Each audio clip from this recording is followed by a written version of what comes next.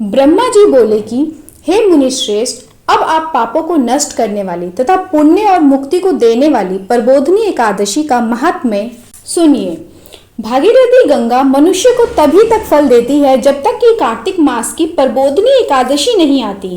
तीर्थ, नदी, समुद्र आदि तभी तक फल देते हैं जब तक प्रबोधिनी एकादशी नहीं आती। कार्तिक मास शुक्ल पक्ष की प्रबोधिनी एकादशी के व्रत का फल 1 सहस्त्र अश्वमेघ 100 राज सूर्य यज्ञ के फल के बराबर होता है। नारद जी ने पूछा कि हे पिता, एक संध्या को भोजन करने से, रात्रि में भोजन करने तथा पूरे दिन उपवास करने से क्या क्या फल मिलता है, उसे आप समझाइए। ब्रह्मा जी बोले कि हे नारद, एक संध्या को भोजन करने से 1 जन्म की, रात्रि में भोजन करने से 2 जन्म में तथा पूरे दिन उपवास करने से 7 जन्म के समस्त पाप नष्ट हो जाते हैं। जिस वस्तु का त्रिलोक में मिलना दुष्पार्य है, वह वस्तु प्रबोधिनी एकादशी के व्रत से मिल जाती है। प्रबोधिनी एकादशी के व्रत के प्रभाव से सुमेरु पर्वत के समान कठिन पाप क्षण मात्र में ही नष्ट हो जाते हैं।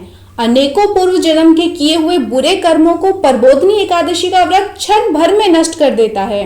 जो मनुष्य अपने स्वभाव अनुसार इस प्रबोधिनी एकादशी का विधि पूर्वक व्रत करते हैं, उन्हें पूर्ण फल प्राप्त होता है।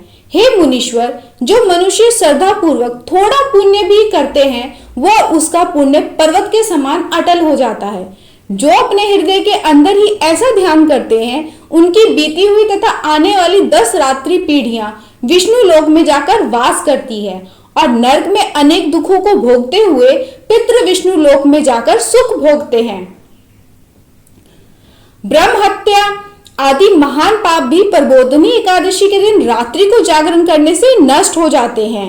प्रबोधिनी एकादशी को रात्रि को जागरण करने का फल अश्वमेघ आदि यज्ञों के फल से अधिक होता है। समस्त तीर्थों में जाने तथा गौ, स्वर्ण, भूमि आदि के दान का फल कार्तिक मास की शुक्ल पक्ष की प्रबोधिनी एकादशी के रात्रि के जागरण के फल के बराबर होता है। इस संसार में उसी मनुष्य का जीवन सफल है जिसने प्रबोधिनी एकादशी के व्रत के द्वारा अपने कुल को पवित्र किया है।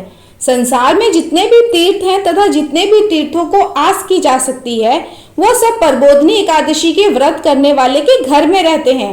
मनुष्य को समस्त कर्मों को त्यागते हुए भगवान की प्रसन्नता के लिए कार्तिक मास की प्रबोधिनी एकादशी का व्रत करना चाहिए। जो मनुष्य इस एकादशी के व्रत को करता है, वह धनवान, योगी, तपस्वी तथा इंद्रियों को जीतने वाला होता है, क्योंकि वह एकादशी भगवान विष्णु की अत्यंत प्रिय है। इस व्रत के प्रभाव से मनुष्य पुनः जन्म लेता है। इस व्रत के प्रभाव से कामिक, वाचिक और मानसिक पाप नष्ट हो जाते हैं। इस एकादशी के दिन को भी भगवान की प्राप्ति के लिए दान, तप, होम, यज्ञ आदि करते हैं, उन्हें अक्षय पुण्य मिलता है। प्रबोधिनी एकादशी के दिन भगवान की पूजा करने से बाल, यौवन, वृद्धावस्था के समस्त पाप नष्ट हो जाते हैं। इस एकादशी की रात्रि को जागरण करने का फल सूर्य ग्रहण के समय स्नान करने के फल से सहस्त्र गुना अधिक होता है। मनुष्य जन्म से लेकर जो पुण्य करता है, वह पुण्य प्रबोधिनी एकादशी के व्रत के पुण्य के सामने व्यर्थ है। जो मनुष्य प्रबोधिनी का व्रत नहीं करते हैं, उनके समस्त पुण्य व्यर्थ जाते हैं। इसलिए हे नारद, तुमको भी विधि पूर्वक विष्णु भगवान की पूजा करनी चाहिए। जो मनुष्य कार्तिक मास में धर्म परायण होकर अन्य व्यक्तियों का अन्न नहीं खाते, उन्हें चंद्रायन व्रत का फल मिलता है। कार्तिक मास में भगवान दान आदि से उतने प्रसन्न नहीं होते जितने कि शास्त्रों की कथा सुनने से प्रसन्न होते हैं। कार्तिक मास में जो मनुष्य भगवान की कथा को थोड़ा बहुत भी पढ़ते या सुनते हैं, उन्हें 100 गौदान का फल मिलता है। जो मनुष्य अपने कल्याण के लिए विष्णु भगवान की कथा सुनते हैं, वे अपने कुटुंब का उद्धार करके 1 सहस्त्र गोदान का फल पाते हैं। जो मनुष्य प्रबोधिनी एकादशी के दिन विष्णु की कथा सुनते हैं, उन्हें 7 दीपों के दान का फल मिलता है। जो विष्णु भगवान की कथा भक्ति पूर्वक सुनते हैं और कथा बांचने वाले ब्राह्मण की यथोचित पूजा करते हैं तथा उसे संतुष्ट करते हैं, वे उत्तम लोक को जाते हैं। इस पर नारद जी बोले कि हे ब्रह्मा जी, अब आप एकादशी के व्रत का विधान कहिए और कैसा व्रत करने से कौन सा पुण्य मिलता है, वह भी समझाइए।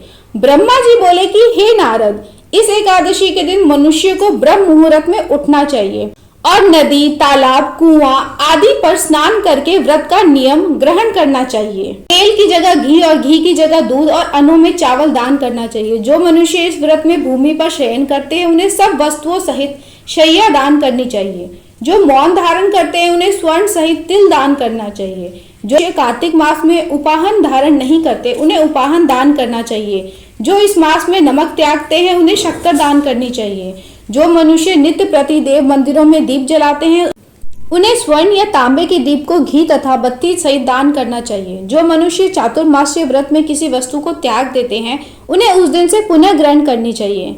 जो मनुष्य प्रबोधिनी एकादशी के दिन विधि पूर्वक व्रत करते हैं उन्हें अत्यंत सुख मिलता है और अंत में स्वर्ग को जाते हैं। जो मनुष्य चातुर्मास्य व्रत को बिना किसी विघ्न को पूरा कर देते हैं उन्हें दोबारा जन्म नहीं मिलता। जिन मनुष्यों का व्रत खंडित हो जाता है वो नरक को जाते हैं। जो मनुष्य इस एकादशी के महात्म्य को सुनता व पढ़ता है उसे अनेक गौदान का फल मिलता है। जय विष्णु जी।